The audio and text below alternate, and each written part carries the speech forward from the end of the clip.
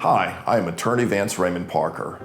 I've remained a Southerner my entire life, being born in Florida, raised in Texas, and then moving to North Carolina after finishing law school and graduating business school at the University of Texas in Austin in 1991. Growing up, I've learned that Southerners like to share stories. So I'm going to share a story with you about my grandfather, Dr. Raymond David Zipp.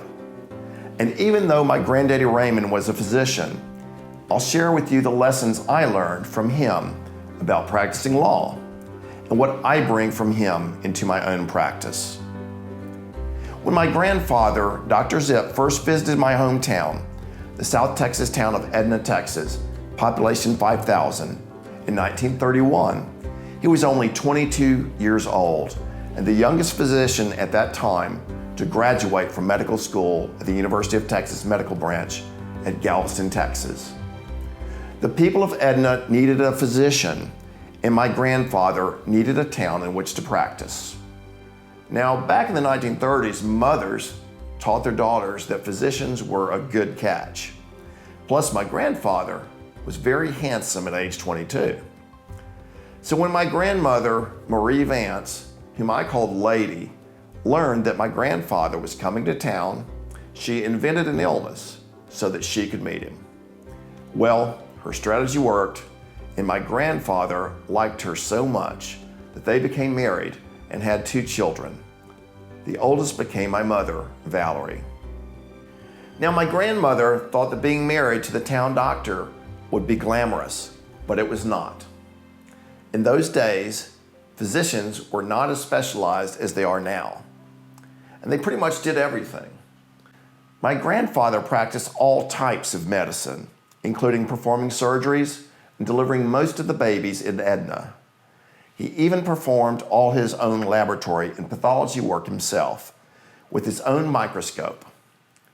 Because Texas could be a rowdy place, on Saturday nights he would sew up the local cowboys who had gotten into knife fights after drinking too much beer.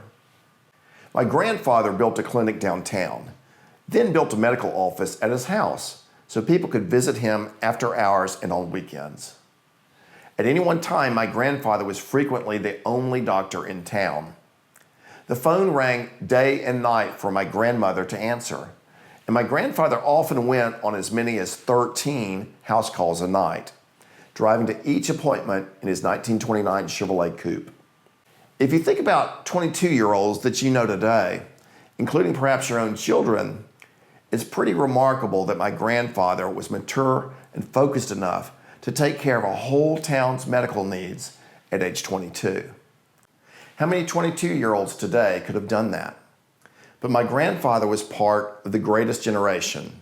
While my grandfather served as town doctor, his brothers-in-law, who were my great-uncles John T. Vance and Callaway Vance, fought against the Nazis in France during World War II while they were young. The Great Depression during the 1930s was a very hard time, and many in Edna were very poor. Since Edna was not far from Mexico, we had a lot of Hispanic people living in Jackson County, and we had African American people living there as well.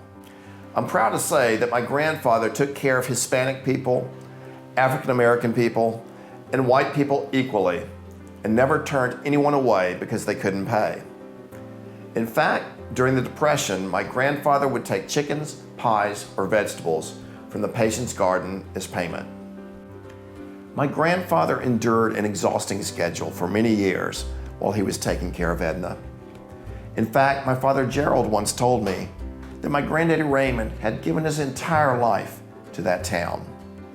After he retired, he would like to go on long walks around Edna, but as he aged into his upper 80s, his memory started slipping, and he would sometimes lose his way.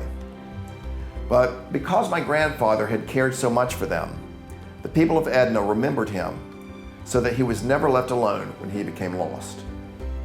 My grandfather gave me my middle name, Raymond, but his work provided me with even more important ideals which I have adopted into my own legal practice.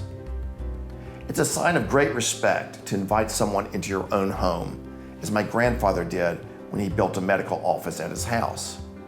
Like him, I invite my clients to meet with me in my own home. From my grandfather, I've learned that the value of my life will be measured by the way that I treat people. That instead of treating my clients like business transactions, I must instead take care of them and their families and treat them with respect.